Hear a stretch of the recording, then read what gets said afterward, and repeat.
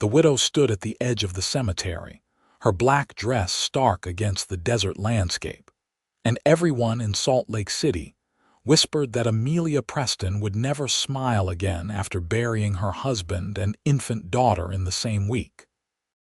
The cholera outbreak of 1867 had swept through Utah Territory like a biblical plague, claiming lives indiscriminately and leaving broken families in its wake. Amelia had nursed both Thomas and little Mary through their final agonizing days, helpless against the disease that ravaged their bodies. She held Mary's tiny hand as the baby took her last rattling breath, then sat vigil beside Thomas as he followed their daughter into death just 3 days later. The doctor had marveled that Amelia survived, but those who knew her wondered if surviving was truly the blessing everyone claimed it to be. She was 23 years old and felt ancient. The house on Maple Street felt too large now, echoing with absence. Amelia moved through the rooms like a ghost herself, maintaining the motions of living without truly inhabiting her life. She still cooked meals, though she barely tasted them. She still tended the small garden behind the house, though she could not say why. The neighbors brought casseroles and sympathy, their eyes full of pity that made her want to scream. Martha Henderson from the Mercantile said it was too soon to expect her to heal. Reverend Paulson suggested time would ease her suffering. Her sister-in-law Rebecca declared that Amelia was too consumed by grief to ever open her heart again. "She's too sad to love again," Rebecca told anyone who would listen, shaking her head with a mixture of concern and certainty. That kind of loss changes a person forever. Amelia heard the whispers but did not care enough to dispute them. What did it matter what people said? Thomas was gone. Mary was gone. The future she had imagined had been buried in that small plot on the hillside, and she saw no reason to envision another. 3 months after the funeral, a cowboy arrived in Salt Lake City, driving a herd of cattle up from the southern ranches. His name was Caleb Zimmerman, and he was 26 years old with sun-weathered skin and eyes the color of storm clouds.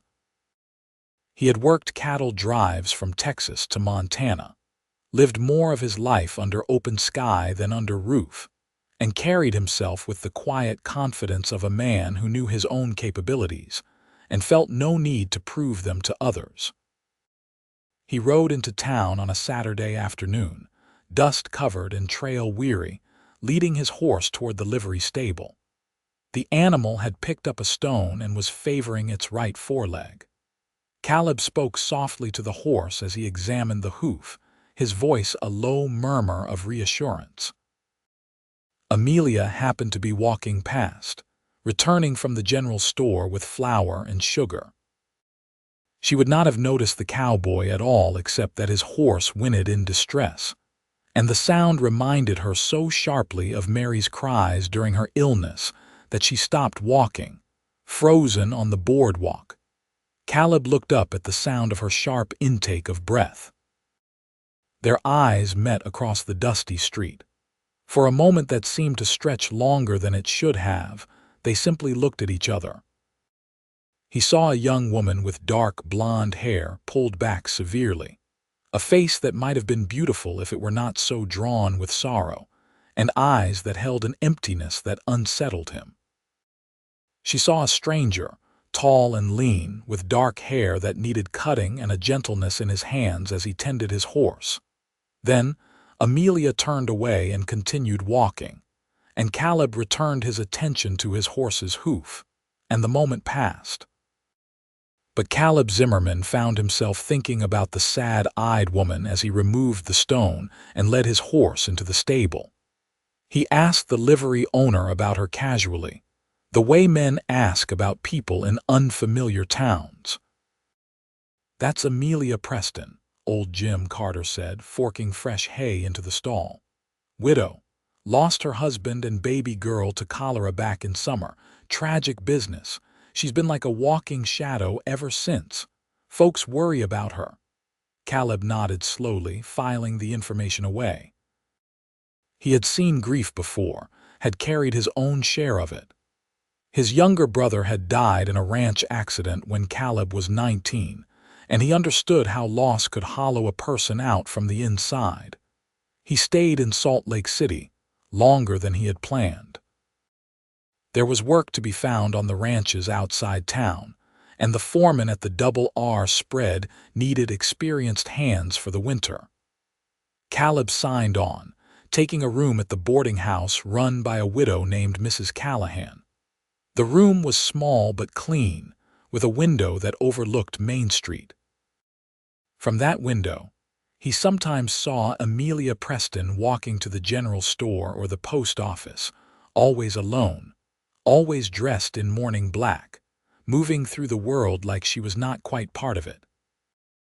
On a crisp October morning, Caleb was in town buying supplies when he saw her struggling with a crate of apples outside the mercantile. The crate was clearly too heavy for her, but she was determined to manage it alone, her jaw set in a stubborn line he was beginning to recognize. He approached carefully, removing his hat. "Madam, I would be happy to carry that for you." Amelia looked up at him, and he saw the automatic refusal forming on her lips. But the crate was truly too heavy, and she was too tired to maintain false pride. After a moment, she stepped back. "Thank you." Her voice was soft, a little hoarse from disuse. He wondered how often she spoke these days. Caleb lifted the crate easily, settling it against his hip. "Where are we headed?" "Maple Street. The white house with the blue shutters." They walked in silence through the town. Caleb matched his stride to hers, not pushing conversation, just offering his presence and his strength. Other townsfolk watched with interest, no doubt already spinning stories about the widow and the newcomer cowboy. When they reached her house, he carried the crate up the porch steps and set it down where she indicated. Amelia stood with her hands folded in front of her, clearly uncomfortable with even this small intimacy of having a stranger in her space. "I appreciate your help, Mr. Zimmerman." "Caleb Zimmerman, Mr. Zimmerman." She paused, then added, "I'm Amelia Preston." "I know," he said, then wished he had not when he saw her stiffen. He rushed to explain. "Small town, people talk. I heard about your loss. I'm very sorry." Something flickered in her eyes, some emotion too complex to name. "Thank you," she said again, but this time the words seemed to cost her something. He settled his hat back on his head, nodding politely. "Good day, Mrs. Preston." She watched him walk back down her path and out onto the street, and felt a confusing mixture of relief and something else she could not identify. She had not spoken that many words to anyone outside her immediate circle in months. The next Sunday, Caleb attended church. He was not particularly devout, but he believed in community and knew that church was where people connected in towns like this. He sat in the back, listening to Reverend Paulson preach about faith and perseverance. Amelia sat 3 rows ahead, her spine straight, her focus on something beyond the Reverend's words. After the service, as people gathered outside in the autumn sunshine, Caleb found himself standing near where Amelia was politely deflecting Mrs. Henderson's insistence that she come to dinner. "I appreciate the invitation, but I really cannot," Amelia was saying, her voice strained with the effort of maintaining courtesy. "You cannot keep yourself shut away forever, dear," Mrs. Henderson persisted, her concern genuine even if it was unwelcome. "It's not healthy." "Martha, please," Amelia said, and there was an edge to her tone now, a crack in her composure. Caleb stepped forward without quite planning to. "Mrs. Preston, I wondered if you might direct me to the lending library. I heard there was one, but I cannot seem to find it." Both women turned to look at him. Amelia's eyes met his, and he saw a flicker of understanding, perhaps even gratitude in their depths. "It's in the town hall," she said, "just down the street. Would you mind showing me? I'm still learning my way around. It was a transparent excuse. The town was not large, but Amelia seized it anyway, nodding. Of course. Mrs. Henderson looked between them, clearly wanting to say something but unable to formulate an objection. Amelia took the opportunity to excuse herself, walking away with Caleb falling into step beside her. They walked in silence for half a block before Amelia spoke. "There is no lending library." "I know," Caleb admitted. "I just thought you might want an escape." She glanced at him, really looking at him for the first time. He had a kind face, she realized, strong features but gentle eyes. "Why would you do that for me? You don't know me." "I know what it's like when people's kindness starts to feel like pressure," he said simply. "Sometimes a person just needs space to breathe." Amelia stopped walking. They were standing in front of the town hall, and the autumn wind lifted strands of hair from her severe bun. She looked at this cowboy who had no reason to care about her comfort, who had lied smoothly to give her a moment of peace, and felt something shift in her chest. Not much.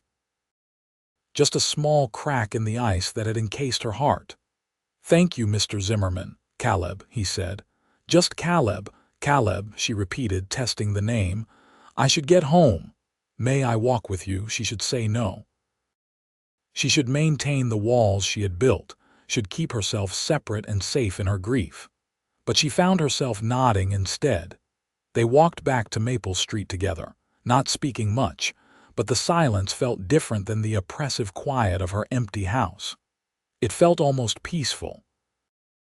At her gate, Caleb tipped his hat. "Good day, Mrs. Preston." "Amelia," she said, surprising herself. "You may call me Amelia." He smiled then, a slow smile that softened his weathered features. "Amelia, that's a beautiful name." She did not know what to say to that, so she simply nodded and went inside. But as she stood in her hallway, she realized she felt a little less alone than she had that morning. The pattern began slowly, almost imperceptibly. Caleb would be in town when Amelia was doing her errands, and they would exchange greetings. He would ask if she needed help carrying anything, and sometimes she would accept. They would walk together, and gradually, very gradually, she began to talk. Small things at first. Comments about the weather, observations about the town. But as October gave way to November, the conversations deepened. "Where are you from?" she asked one afternoon as they walked back from the post office.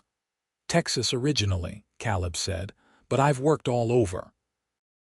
My family had a ranch outside San Antonio, but after my brother died, I couldn't stay there anymore. Too many memories." Amelia looked at him sharply. "Your brother, Nathan. He was 17, working with a young horse that spooked and threw him, broke his neck." Caleb's voice was steady, but she heard the old pain underneath. "That was 7 years ago, but sometimes it feels like yesterday." "Does it get easier?" The question escaped before she could stop it. Caleb considered his answer carefully. "Not easier exactly, but different. The grief becomes part of you instead of consuming you. You learn to carry it." They had reached her house. Amelia stood at her gate, her hand on the latch, wrestling with herself. Finally, she said, "Would you like to come in for coffee?" It was the first time she had invited anyone into her home since the funerals. Caleb understood the significance of the offer. "I would like that very much." Her kitchen was neat and spare, everything in its place. She moved efficiently, putting coffee on to boil, setting out cups. Caleb sat at the table, his hat in his hands, looking around at the space that had once held a family and now held only echoes. "I don't talk about them," Amelia said abruptly, her back to him as she waited for the coffee. "Mary and Thomas. Everyone wants me to talk about them, to share memories, to process my feelings." She said the last words with a bitter edge. "But talking about them doesn't bring them back. It just makes the absence more real." "Then we won't talk about them," Caleb said quietly. She turned to look at him, and he saw tears standing in her eyes, though none fell. Just like that, just like that. "You don't owe me your grief, Amelia. You don't owe anyone your grief." The coffee boiled over, hissing on the stove. Amelia turned quickly to tend it, using the distraction to compose herself. When she brought the cups to the table, her hands were steady. They drank their coffee and talked about other things. Caleb told her about the cattle drive, about sleeping under the stars and crossing rivers swollen with spring melt. He made it sound like an adventure, not the hard, dangerous work it truly was. She listened, and for a little while, she was not the grieving widow. She was just a woman hearing stories from an interesting stranger. When he left, Amelia stood in her kitchen and realized she felt something other than numb. It was not happiness, not yet, but it was not the crushing weight of despair either. It was something in between, and it felt like possibility. The town began to notice. Rebecca Preston, Thomas's sister, certainly noticed. She arrived at Amelia's door on a cold November afternoon, her face pinched with concern and disapproval. "People are talking," Rebecca said without preamble, settling herself in Amelia's sitting room uninvited. "They say you've been spending time with that cowboy, the one from the double R." "His name is Caleb," Amelia said, keeping her voice even, "and he has been kind to me." "Kind." Rebecca made it sound like an accusation. "Amelia, my brother has been dead barely 4 months. It's not appropriate for you to be entertaining other men." Anger flared in Amelia's chest, hot and sudden. "Entertaining? He carried my packages and drank 1 cup of coffee in my kitchen." "We are barely friends." "But you want to be more," Rebecca said shrewdly. "I can see it in your face when you speak of him. It's too soon, Amelia. You're too sad, too broken to make good decisions right now. You'll only hurt yourself more. How would you know what I'm capable of?" Amelia demanded, standing. "You sit in your comfortable house with your healthy husband and children, and you think you understand what I'm feeling. You think you have any right to tell me how to heal." Rebecca stood as well, her expression hardening. "I lost my brother. I know grief." "But you still have everything else," Amelia said, and her voice broke. "You still have your children to tuck into bed at night. You still have someone to share your meals with. Don't you dare tell me we understand the same kind of loss." Rebecca's face crumpled slightly, but she rallied. "I'm just trying to protect you. Everyone says you're too sad to love again. You need more time." "Everyone says," Amelia repeated bitterly. "Everyone has opinions about my grief, about my life, about what I need, but none of you actually ask me what I want. What do you want?" The question hung in the air. Amelia realized she did not have an answer, or rather, she had an answer but was afraid to speak it aloud. "I want to stop feeling dead inside," she whispered finally. "I want to wake up and not immediately remember what I've lost. I want to have a conversation that doesn't revolve around my tragedy. I want to feel like a person again, not just a collection of other people's sympathy." Rebecca softened slightly. "And this cowboy makes you feel that way?" "He doesn't look at me like I'm broken," Amelia said. "He doesn't treat me like I'm fragile. He just treats me like a person." "Is that so wrong?" Rebecca sighed, gathering her shawl. "Just be careful, Amelia, that's all I ask. Guard your heart."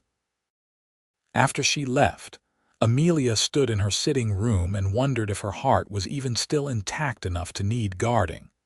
Winter settled over Salt Lake City, bringing snow and cold winds down from the mountains. The work on the ranches slowed but did not stop. Caleb spent long days mending fences and tending livestock, coming back to town cold and tired. But he always found time to stop by Maple Street, to check on Amelia, to bring her firewood or help with repairs around her house.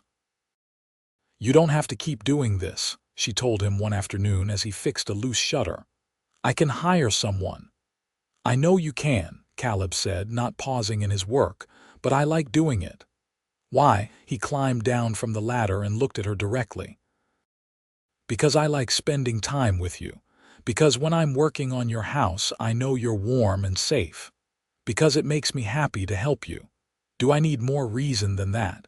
Amelia wrapped her arms around herself against the cold. People talk. Let them talk. Rebecca says I'm too sad to love again, that I'm not ready for this, whatever this is. Caleb set down his tools and stepped closer to her. Not too close, not crowding, but close enough that she could see the sincerity in his eyes. Are you asking me to stop coming around? No, she admitted. But I don't know what I can offer you. I'm not the same person I was before. I don't know if I'll ever be that person again. I'm not asking you to be anyone but who you are right now, Caleb said. I'm not asking for promises or commitments. I'm just asking to be your friend if you'll let me. Just friends, he smiled a little. For as long as that's what you need, and if that's all it ever is, that's all right too. But they both knew it was already more than friendship, even if neither was ready to name it yet. Christmas approached. The town put up decorations, and the church planned its annual pageant. Amelia had been dreading the holiday, the first without her family. Last Christmas, Mary had been 6 months old, just starting to smile and reach for things. Thomas had carved her a little wooden rattle, spending hours in his workshop to get it just right. Caleb found Amelia sitting on her porch on Christmas Eve, wrapped in blankets against the cold, staring at nothing. You all right? He asked gently. I don't want to be alone tomorrow, she said without looking at him, but I don't want to be with people either. Does that make sense? Perfect sense. He sat down beside her. What if you were with just one person? Someone who won't expect you to be cheerful or festive, who will just sit with you and keep you company. She turned to look at him then. You would do that. Spend Christmas with me instead of with friends or at the boarding house celebration. There's nowhere I'd rather be, he said simply.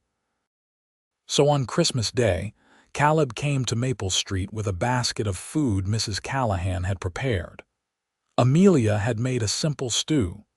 They ate together at her kitchen table, and it was not festive or jolly, but it was peaceful. They talked quietly, and when Amelia fell silent, Caleb did not push her to fill the space with words. In the afternoon, snow began to fall.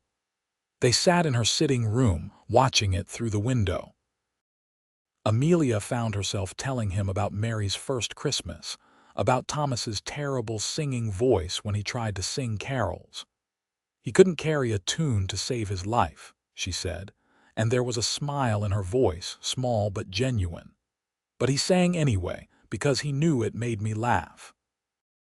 Caleb listened, honored that she was sharing this piece of herself with him. I feel guilty, Amelia said suddenly, for smiling, for enjoying your company, for not thinking about them every single moment. That's not betrayal, Caleb said. That's healing. How do you know? Because I felt the same way after Nathan died. The first time I laughed at something, I felt like I had committed a crime against his memory. But then I realized that Nathan would have wanted me to live, not just survive. He would have wanted me to find joy again. Amelia was quiet for a long time. Then she said, Thomas would have liked you. He was a good man, a kind man. He would have wanted me to be happy. It was the first time she had spoken his name aloud in Caleb's presence. Tell me about him, Caleb said, and she did. She told him about how they had met at a church social, about Thomas's work as a carpenter, about his dreams of building them a bigger house. She cried as she talked, but they were not only tears of grief. There was relief in them too, the release of finally sharing the memories she had been holding so tightly. When the words finally ran out, Amelia felt exhausted but lighter somehow. Caleb had listened to it all without judgment, without trying to fix her pain, just witnessing it. Thank you, she said, for being here, for listening. Any time, Caleb said. Amelia, I need you to know something. I'm not trying to replace them. I'm not trying to take Thomas's place or be a father to a child who isn't here. I'm just trying to be someone you can lean on while you find your way through this." "I know," she said. "And that's why I'm starting to care for you, because you see me, not just my tragedy." It was the first acknowledgement that what was growing between them was more than friendship. The winter deepened. January brought blizzards that sometimes kept them apart for days. During those times, Amelia found herself missing Caleb with an intensity that surprised her.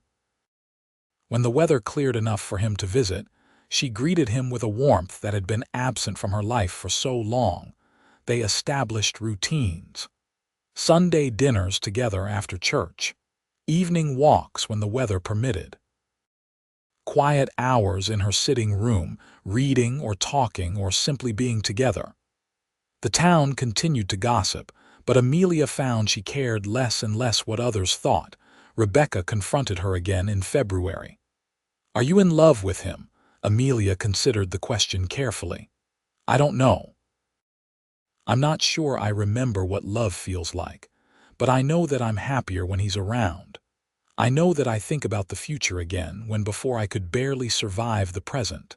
Is that love? Or is that just gratitude for pulling me out of darkness? Does he know you're uncertain?" "He knows everything," Amelia said. "I've been honest with him about where I am, what I can and cannot give him, and he stays anyway." "Then maybe he's the fool," Rebecca said, but there was less bite in her words now. She could see the change in Amelia, could see that her sister-in-law was truly healing, not just masking her pain. In March, the snows began to melt. Signs of spring appeared slowly, stubbornly fighting their way through the frozen ground. Caleb took Amelia on a ride out to the foothills, showing her the landscape he worked in every day. She had not ridden in months, but it came back to her, the rhythm of the horse beneath her, the wind in her face. They stopped at a high point overlooking the valley. Salt Lake City spread out below them, small and contained against the vast wilderness beyond. "I love it out here," Caleb said. "The openness, the way you can see for miles in every direction, makes my problems feel smaller somehow." Amelia understood. The world was so much larger than her grief. That did not diminish what she had lost, but it gave her perspective. "What are your plans?" she asked. "You've been here 6 months now. Is this just another stop on your wandering, or are you thinking of staying?" Caleb was quiet for a moment. Then he said, "That depends on you." Her heart stuttered. "On me. I've been offered a position as foreman at the Double R, good pay, permanent work. A chance to put down roots instead of always moving. But I'm not going to take it if you're going to tell me there's no future here. I won't torture myself by staying somewhere I can see you but can't be with you." Amelia stared out at the valley, her emotions churning. Fear and hope warred within her. "I'm not ready," she said finally, and felt him tense beside her. "But I'm getting there. What I feel for you is real, Caleb. It's different from what I felt for Thomas, but it's real. I just need more time to trust it." "Then I'll wait," Caleb said simply. "However long you need." She turned to look at him. "That's not fair to you. Let me decide what's fair to me," he said. "I'm not some lovesick boy who doesn't know his own mind. I'm a man who knows what he wants, and I want you. I want to build a life with you when you're ready. And if that means waiting a few more months or even another year, then that's what I'll do." Tears spilled down Amelia's cheeks. "What if I'm never ready? What if the damage is too deep?" Caleb reached over and took her hand. It was the first time he had touched her with clear romantic intent. His hand was warm and calloused and steady. "You're already healing. I can see it happening. You smile more now. You talk about the future. You're finding your way back to yourself. I have faith in you, even when you don't have faith in yourself." She let herself hold his hand, let herself feel the connection between them. It was not the same as what she had shared with Thomas. That had been sweet and comfortable, the love of youth and innocence.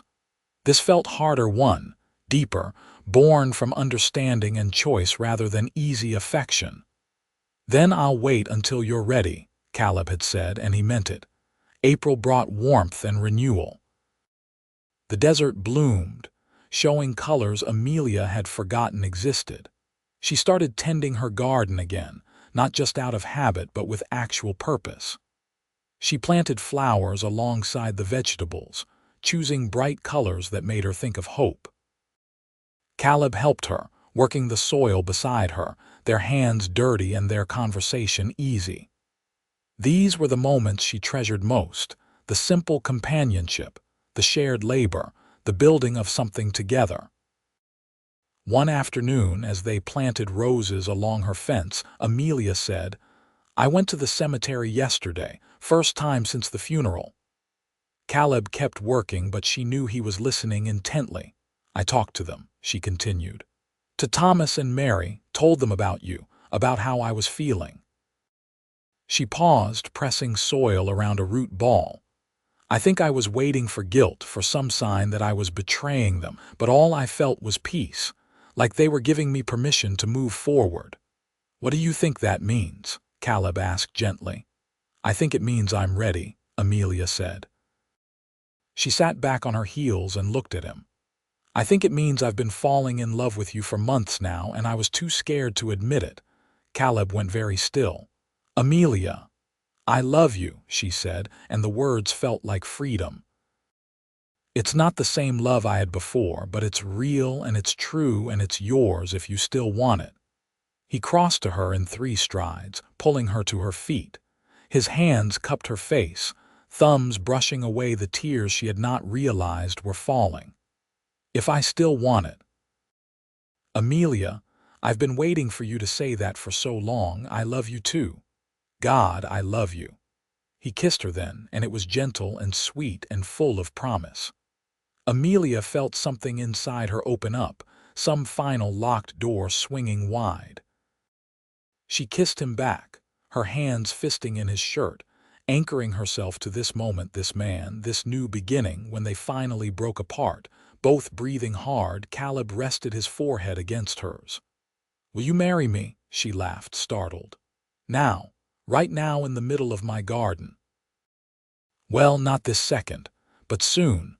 When you're truly ready, I want to make this official. I want everyone to know that you're mine and I'm yours." Amelia thought about it. She was still wearing mourning black. The town would talk. Rebecca would probably have opinions. But none of that mattered compared to the certainty she felt in her heart. "Yes," she said. "Yes, I'll marry you." They set the date for June, giving Amelia time to adjust to the idea and the town time to accept it. Rebecca was surprisingly supportive once she saw how genuinely happy Amelia was. Even Mrs. Henderson admitted that Caleb seemed like a good man, though she still thought it was rather quick. Amelia removed her mourning clothes and bought fabric for a new dress. Not white, that felt wrong, but a soft blue that reminded her of spring skies. She and Caleb spent their evenings making plans, talking about the future they would build together. "I want children," she admitted one night. "Eventually. I know that might be hard after Mary. We'll have as many children as you want," Caleb said. "Or none at all, whatever makes you happy." "I want to try," Amelia said. "I want to fill this house with life again, but I'm scared." "We'll be scared together," Caleb promised. The wedding was held at the church on a bright June morning. The whole town turned out, curious and mostly approving. Amelia walked down the aisle alone, choosing to give herself away. She had made her own choice, claimed her own future, and needed no one's permission or blessing but her own. Caleb stood at the altar in his best suit, his eyes never leaving her face. When she reached him, he took her hands and they spoke their vows with clear voices and full hearts. "I promise to honor you and cherish you," Caleb said. "To support you through grief and joy, to be patient when you need space and present when you need comfort. I promise to build a life with you that honors where you've been while embracing where we're going." Amelia's vows were equally heartfelt. I promise to love you with my whole heart, to trust in the future we're creating, to let go of the past without forgetting it. I promise to be your partner and your friend, to meet you as an equal in all things." When Reverend Paulson pronounced them husband and wife, Caleb kissed her thoroughly, and the congregation cheered. The reception was held at the town hall, with food and music and dancing. Amelia danced with her new husband, feeling light and free. She saw Rebecca watching with tears in her eyes and knew they were happy tears. As the sun set, Caleb and Amelia slipped away from the celebration, walking back to their house on Maple Street. It was their house now, not just hers. They would make new memories in these rooms, build new traditions. That night, they came together as husband and wife, and it was tender and passionate and healing. Amelia felt the last of her protective walls crumble. She was vulnerable again, open again, and it was terrifying and wonderful all at once. The following months were an adjustment. Marriage was not always easy, even with deep love as a foundation. They learned each other's rhythms and habits, negotiated space and togetherness, worked through small conflicts with patience and communication.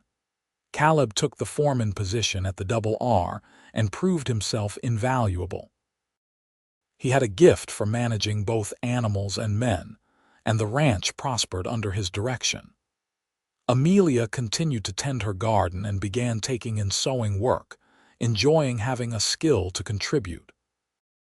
In December, almost exactly a year after their first Christmas together, Amelia discovered she was pregnant. She was terrified to tell Caleb, afraid of jinxing it, afraid of what might happen. But when she finally worked up the courage, his joy was so pure and uncontained that it swept away some of her fear. "We're going to have a baby," he kept saying, touching her still flat stomach with wonder. "Our baby." The pregnancy was difficult emotionally. Every milestone reminded Amelia of Mary, brought back memories of that previous pregnancy and the joy that had turned to ashes. She had nightmares about losing this child too, about history repeating itself. Caleb held her through the dark moments, never dismissing her fears but also refusing to let her be consumed by them. "This is a different baby, a different time," he would remind her. "We can't know what will happen, but we can choose hope over fear."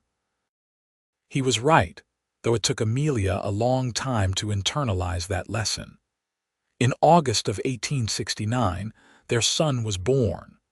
The labor was long and hard, and there were moments when Amelia was convinced something would go wrong. But finally, the baby emerged howling and healthy, and the doctor placed him in Amelia's arms. She looked down at the tiny red face and felt her heart expand in ways she had forgotten were possible. This was not a replacement for Mary. Nothing could replace Mary. But this was a new love, a new person, a new chance. "Hello, little one," she whispered. "We've been waiting for you." Caleb stood beside the bed, tears streaming down his face, one hand on his wife's shoulder and the other gently touching his son's downy head. "He's perfect." They named him Thomas, after the man Amelia had loved first, with Caleb's full blessing and encouragement. It felt right to honor the past while celebrating the future. Thomas grew into a sturdy, happy baby. Watching Caleb with him, Amelia fell in love with her husband all over again. He was gentle and playful, singing nonsense songs and making silly faces. He changed diapers without complaint and walked the floor with Thomas during colicky nights. "You're a natural," Amelia told him one evening, watching him rock their son to sleep.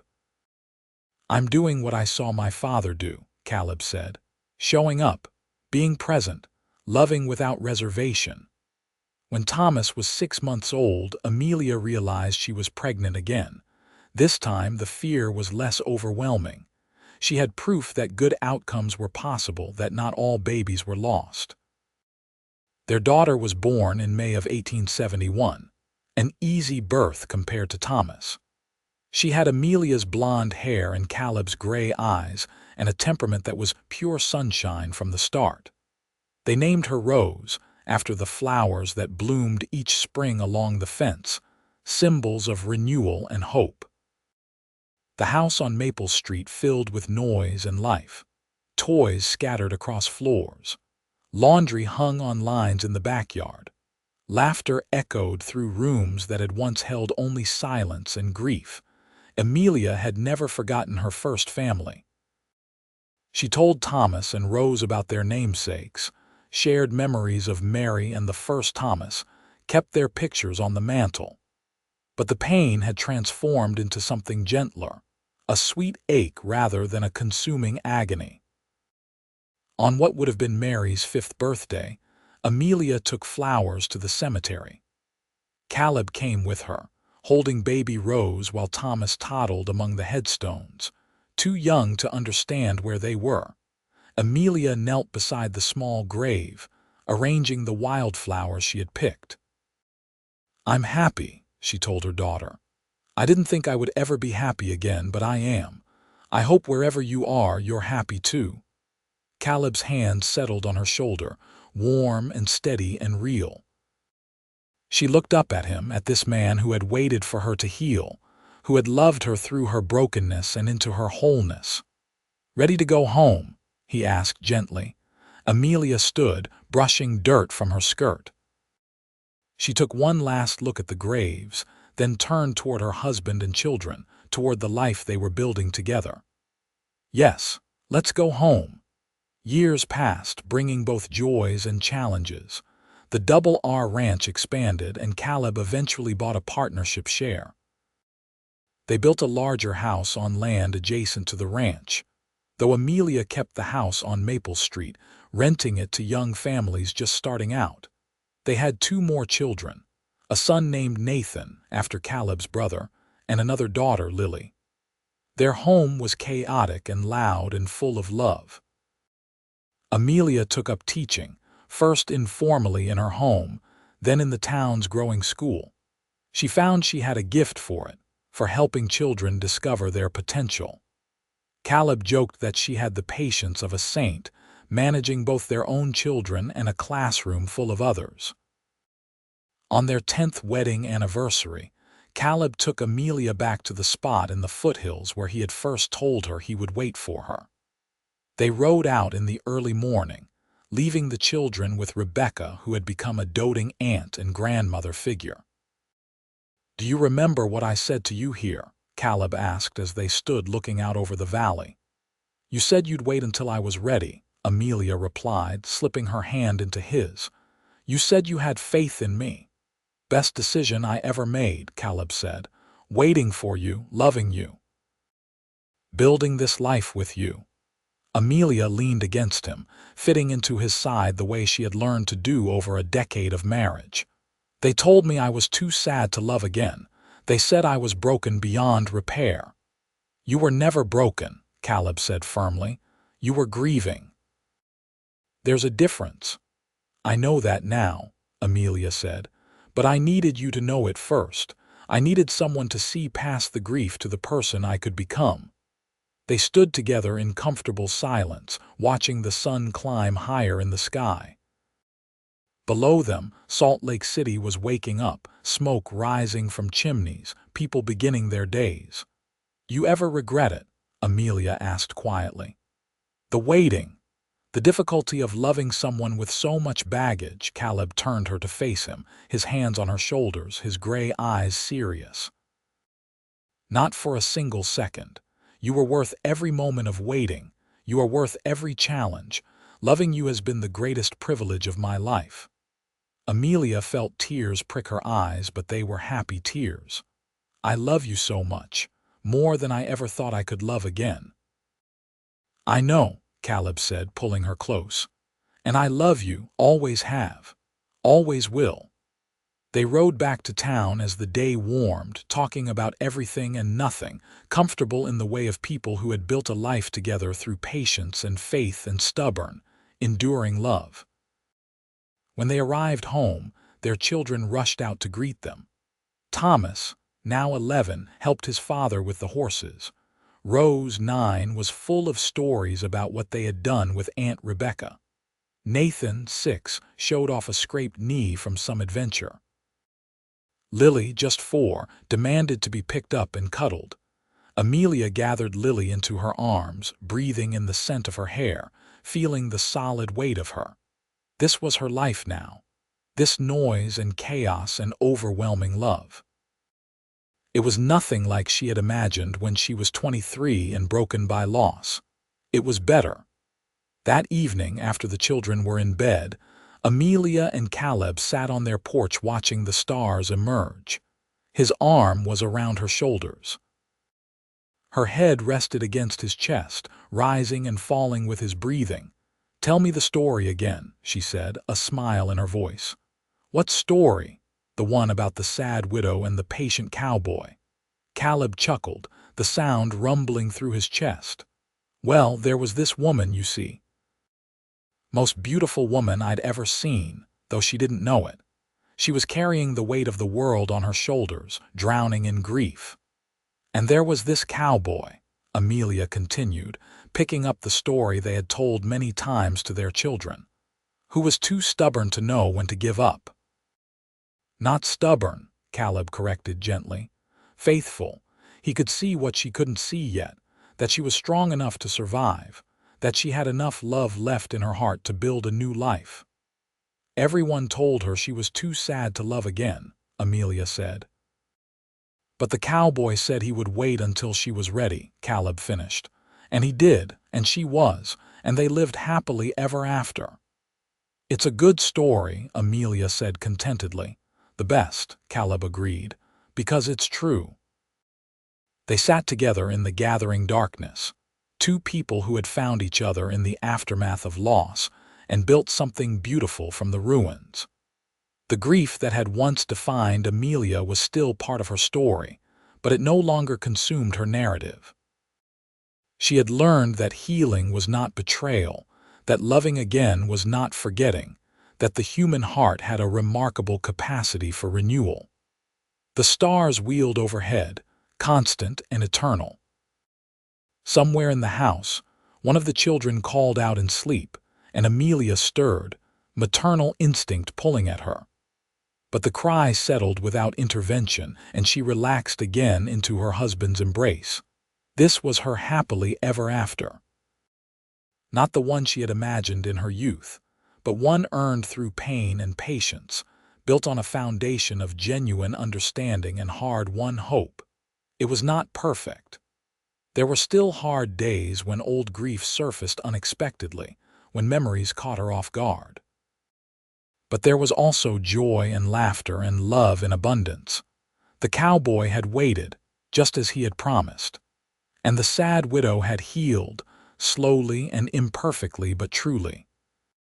Together, they had created a life that honored the past while embracing the future, proving that even the most broken hearts can love again when given time and tenderness and unwavering faith.